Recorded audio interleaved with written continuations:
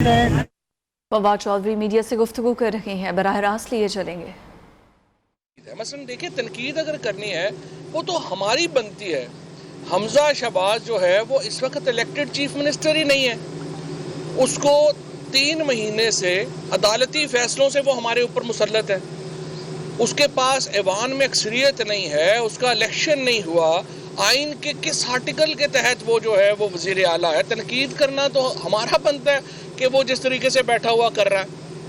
उल्टा इन्होंने क्या किया है, कल से 529 अकाउंट्स जो सोशल मीडिया के ट्रैक डाउन हुए हैं, उनसे 11,000 ट्वीट्स कराई गई जुडिशरी के खिलाफ, जिसमें बुनियादी निशाना बनाया गया जस्टिस सुमरता बंदयाल साहब को और एजाजुल एहसन साहब को, और उसमें तनकीद नहीं हुई, उसमें उनको गालियां दी जा रही हैं, उसमें जुडिशरी को एक मनहसल इदारा जो है वो टारगेट किया जा रहा है। अगर आप एक तनकीद करते तो कोई बात भी थी, लेकिन हमें यूँ लगता है कि ये एक बाकायदा प्लान का हिस्सा है, ये एक बाकायदा सोच है जो पाई जा रही है इस वक्त। और सोच ये है कि इन्होंने आज मसलन जो आप देखिए काबीना का हलफ हुआ, 41 रुकनी काबीना ने हलफ उठाया, ये बिल्कुल वाज़ेह खिलाफ वर्जी है सुप्रीम कोर्ट के ऑर्डर की। सुप्रीम कोर्ट ने डिप्टी स्पीकर को तलब किया, डिप्टी स्पीकर वहाँ पे नहीं आया। इसका मतलब ये है कि ये अदालतों के फैसलों को हवा में उड़ा रहे हैं, अदालतों के फैसलों की तस्दीक कर रहे हैं और उन्हें समझते हैं कि ये एक फटा डाल के इस तरह से मामला चला लेंगे। फिर और इससे पे दिलचस्प बात है, वो कहते हैं कि इसके ऊपर हम जा रहे हैं कि फुल कोर्ट बनाई जाए। फुल कोर्ट बनाना चीफ जस्टिस का इख्तियार है, और इस फैसले में अगर आप देखेंगे तो चीफ जस्टिस ने पहले ही कहा है कि इसमें कोई कानूनी नुक्ते की इंटरप्रिटेशन तो इन्वॉल्व नहीं है। जो उन्होंने कहा था चीफ जस्टिस साहब ने कि डिप्टी स्पीकर आए, हमें बता दें कि हमारे फैसले के किस हिस्से के ऊपर उन्होंने रिलाय करके ये 10 वोट एक्सक्लूड किए हैं। डिप्टी स्पीकर साहब जो हैं वो अपने बालों समेत गायब हो गए, वो आए ही नहीं उधर अपना सुप्रीम कोर्ट में।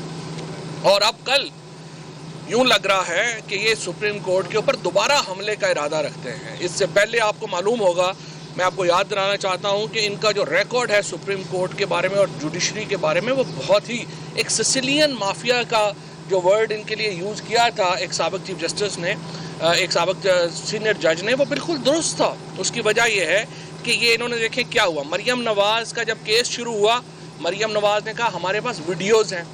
उससे पहले मलक क़यूम की रिकॉर्डिंग जो है वो आपके सामने है। उसके बाद इन्होंने सुप्रीम कोर्ट के ऊपर हमला किया, वो आपके सामने है। फिर रफ़ीक तारड़ नाम की एक शख्सियत हुआ करते थे, उन्होंने कोयटा बेंच में जाके जजों को बाकायदा ख़रीदारी की, और उस वक़्त के चीफ जस्टिस सजाद अली शाह ने अपने इंटरव्यू में उसका बरमला इजहार किया। उसके बाद ये जो अभी जज था राशिद अरशद या राशिद, उसकी जो वीडियो इन्होंने रिलीज़ करवाई, एहतसाब का जो जज था। और अब बार बार बताया रहा है कि हमारे पास और वीडियोस जो हैं वो भी मौजूद हैं।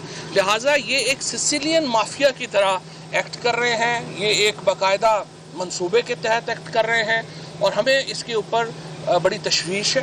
पहले ही सुप्रीम कोर्ट ने 3 महीने एक जिस तरीके से ये रखा है हमजा शहबाज को यहाँ पे वज़ीर आला पंजाब में, जाहिर है कि वो आइन के तहत जो है वो हम समझते हैं कि दुरुस्त नहीं है, क्योंकि उसकी कोई आइनी गुंजाइश नहीं। ट्रस्टी वज़ीर आला, खराती वज़ीर आला तो कभी हुआ ही नहीं है। आप या वज़ीर आला होंगे आइन के तहत या नहीं होंगे, या केयर टेकर होंगे। तो अगर ये इसमें सुबह सुप्रीम कोर्ट की प्रोसीडिंग्स को डिसरप्ट किया जाता है, सुप्रीम कोर्ट के जजेस को ब्लैकमेल किया जाता है, तो इसके ऊपर ज़ाहिर है कि हमें बड़ी तशवीश है, और हमें फिर कोई रास्त इक़दाम जो है वो सोचने पड़ेंगे। मैं फजलुर रहमान साहब को भी कहना चाहता हूँ, आइन की हदूद में रह के गुफ्तगू किया करें। आपका जो इस वक्त ज़ुबान है और लहजा है वो मुनासिब नहीं है, और ये हमारे आइन से बाहर हो रहा है। अगर इस तरह से आपने इदारों को थ्रेट करना है, पहले आपने जब नैब ने तफ्तीश के लिए बुलाया, क्योंकि मौलाना फजलुर रहमान साहब और उनका ख़ानदान जो है वो छोटी सी चंद हज़ार करोड़ रुपए की करप्शन में मुलव्वस था, उनको बुलाया गया, इन्होंने थ्रेट किया, नैब ने उनको नहीं बुलाया। उसके बाद अब ये सुप्रीम कोर्ट को डायरेक्ट थ्रेट कर रहे हैं। इस तरह तो रियासत के बिल्कुल आप समझिए कि तैया पांचा हिल जाएगा अगर कोई एक आदमी इस तरह का बैठ के जो है वो रियासती इदारों को थ्रेट करना शुरू करे, और जो अपना रियासत है वो कुछ नहीं कर सकेगी। हमने इस सारी सूरत हाल को गौर से देखा है। ہماری جو پولیٹیکل کمیٹی ہے وہ سمجھتی ہے کہ واحد حل انتخابات ہیں. ہمیں انتخابات کی طرف بڑھنا چاہیے.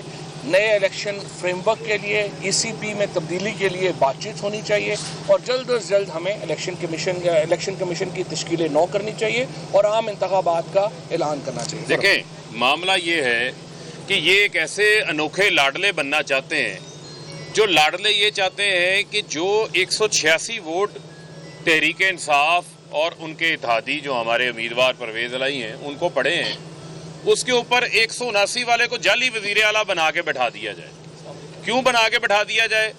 کیونکہ پنجاب جو ہے وہ پاکستان کا 60% ہے اور وہاں پر یہ تمام اختیارات استعمال کر کے پولیس کا استعمال کر کے اسٹیٹ مشینری کا استعمال کر کے جو انہوں نے آپ نے دیکھا 25 مئی کو بنیادی حقوق کی انسانی حقوق کی خلاف ورزی کی بربریت اور تشدد کی مثال قائم کی بدترین مثال قائم کی وہ پنجاب ان کے ہاتھ سے نکل چکا ہے کیونکہ 20 حلقوں کے ضمنی انتخابات میں عوام نے ان کو مسترد کر دیا ہے. یعنی کہ یہ عوامی عدالت سے